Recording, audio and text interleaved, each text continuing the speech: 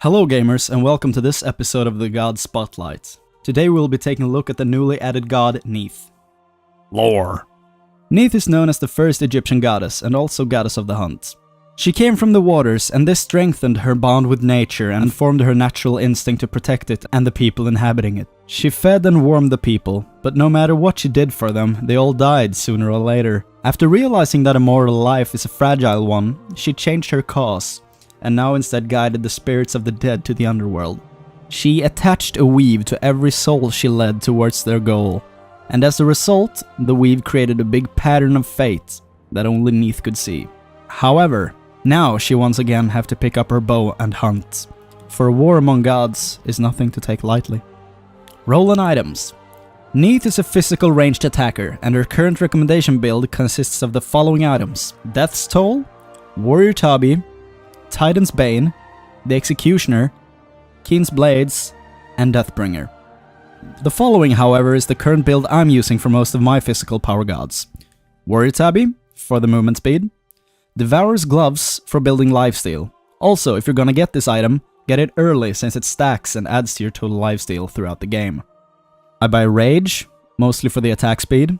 Frostbound Hammer, for the slow that's applied after hitting someone with your normal attack. The Executioner, for pure damage dealing, and Deathbringer for critical hits. Skills. Her passive skill is called Broken Weave. This passive places a broken weave at the location of death for every enemy god, working as a ward for map visibility. This also gives her skills secondary effects when used on the broken weaves. And for some reason, her normal attack always does knockback. Guess it's part of the passive.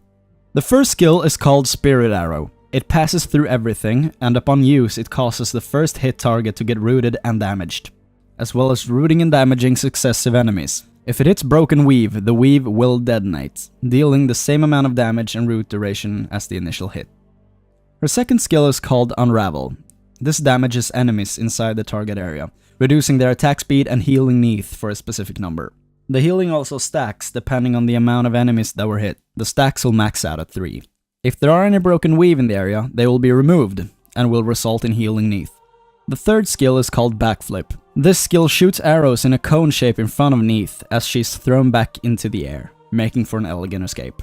This is her only standard skill which does not react with the placed broken weave in the area. This instead creates a new one at the spot of initiating the skill.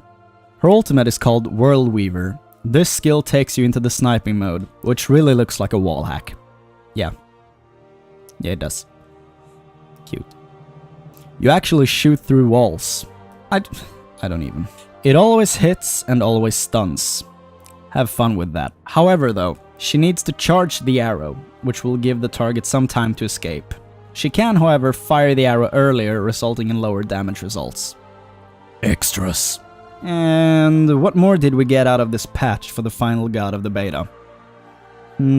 Hi-rez actually made a lot of changes to every single god skill-wise. There are a lot of skill changes, so I'll just link the patch notes in the description, saving you 5 minutes of me talking. We got a new skin for Cupid in celebration of Valentine's Day. Pink Cupid, yeah! They also added an amazing skin for Ao Kuang in celebration of Chinese New Year. And I guess it's now the Year of the Dragon. Happy New Year! You know what? They also added a new Bakasura skin called Butcher. This one, however, was forgotten and not added into the patch notes. Personally, some of my favorite skins got released in this patch. The Bakasura skin is the character's coolest one yet, and the Ao Kuang skin is visually amazing on every level. So, as I said, this is supposed to be the last god being added to the beta, and she's quite enjoyable to play. And no, she's not a clone of Artemis. Shut up. The only thing they have in common are the bows and their titles having to do with hunting. So don't even start it.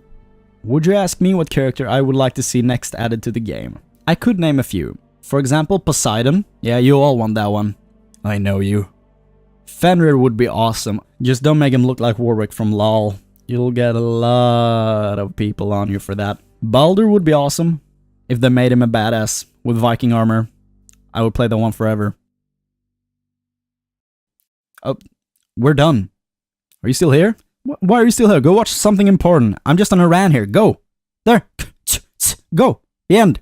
Stop recording. Stop. We're done.